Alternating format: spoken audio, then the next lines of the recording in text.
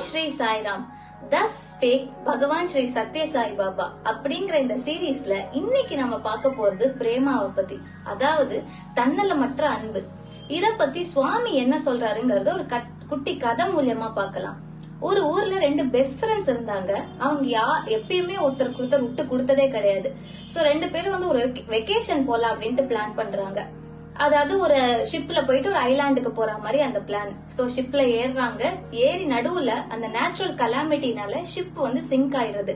So இவங்க ரெண்டு பேரும் ஒருத்தருக்கு ஒருத்தர் ஹெல்ப் பண்ணி எப்படியோ தப்பிச்சு ஒரு பேரன் ஐலாண்டுக்கு சேர்றாங்க. அந்த ஐலாண்டுல ஒரு வெஜிடேஷன் கிடையாது, ஒரு ஷெல்டர் எதுவுமே இல்ல, வெறும் காலி ஐலாண்டா இருக்கு. அப்ப ரெண்டு பேரும் என்ன பண்ணலாம் அப்படின்னு யோசிச்சுட்டு இருக்காங்க. ஒரு 2-3 நாளுக்கு அப்புறம் சரி கடவுள் கிட்ட ப்ரே பண்றதா ஒரே வழி அப்படின்னு சொல்லி ரெண்டு பேரும் கடவுள் கிட்ட ப்ரே பண்ண ஆரம்பிச்சாங்க. யாரோட பிரேயர்ஸ்க்கு கடவுள் ஆன்சர் பண்றாரு அப்படிங்கறது ரெண்டு பேருக்கும் ஒரு போட்டி மாதிரி வச்சுக்கிட்டாங்க. ஒருத்தர் ஒரு பக்கத்துல ப்ரே பண்றாரு, இன்னொரு ஃப்ரெண்ட் இன்னொரு பக்கத்துல ப்ரே பண்றாரு. அந்த ஃபர்ஸ்ட் ஃப்ரெண்ட் எனக்கு ரொம்ப பசிக்குது, நல்லா சாப்பிட்டு ரொம்ப நாள் ஆச்சு, அதனால எனக்கு ஃப்ரூட்ஸ் எனக்கு சாப்பிடறதுக்கு ஏதாவது வேணும் அப்படின்ட்டு ப்ரே பண்றாரு. கடவுள் உடனே அவர் கேட்டது எல்லாத்தையும் உடனே அவருக்கு கொடுக்கறாரு. அதே இன்னொரு ஃப்ரெண்டு கிட்ட பார்த்தானா எதுவுமே இல்ல, கடவுள் எதுவுமே கொடுக்கல.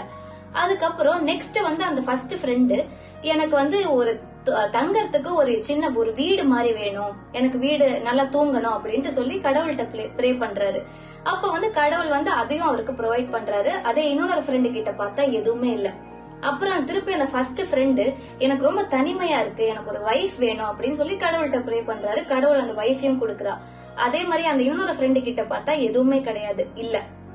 அப்புறம் இன்னொரு நாள் கடவுள் கிட்ட அந்த ஃபர்ஸ்ட் ஃப்ரெண்ட் ப்ரே பண்றாரு. எனக்கு இங்க இருந்தது போதும், என்னோட ஊருக்கே என்னோட வீட்டுக்கே எனக்கு திரும்பி போகணும், எனக்கு அதுக்கு ஷிப் ஒன்னு அரேஞ்ச் பண்ணி கொடு அப்படின்ட்டு கடவுள்கிட்ட ப்ரே பண்றாரு. கடவுள் உடனே அதை ஏற்பாடு பண்ணி கொடுக்கறாரு.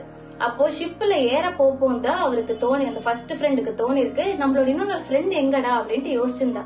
பார்த்தானா அந்த ஃப்ரெண்டு எவ்வளவு தேடினாலும் எங்கேயுமே இல்ல. அப்பதான் மேலேந்து ஒரு குரல் அந்த ஃபர்ஸ்ட் ஃப்ரெண்டுக்கு வருது. அதாவது கடவுள் பேசுற மாதிரி. அவர் சொல்றாரு, நீ இவ்ளோ வேண்டின, உனக்கு இது வேண்டின எல்லாத்தையும் நான் கொடுத்தேன். ஏன் நான் கொடுத்தேன்னா உன்னோட ஃப்ரெண்டு நீ வேண்டியோ, அதாவது என்னோட ஃப்ரெண்டு என்ன வேண்டானா அவனோட ட்ரீம்ஸ் எல்லாத்தையும் அவனோட விஷஸ் எல்லாத்தையும் ஃபுல்ஃபில் பண்ணு அப்படிங்கிற ஒரே ஒரு பிரேயர் தான் அவனோட ஃப்ரெண்டு வச்சான்.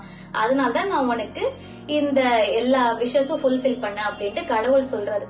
அப்பதான் அவனுக்கு ஞாபகம் வந்தது, நாம இவ்வளவு செல்ஃபிஷா இருந்தோம் அப்படின்ட்டு அவன் யோசிச்சான். சோ இதுதான் சுவாமி என்ன சொல்றாருன்னா, நீ துறவியாகி நீ எல்லாம் சரண்டர் பண்ணணும்ட்டு அவசியம் இல்ல. நீ உன்னை எப்படி நேசிக்கிறியோ அதே மாதிரி எல்லாரையும் நேசி.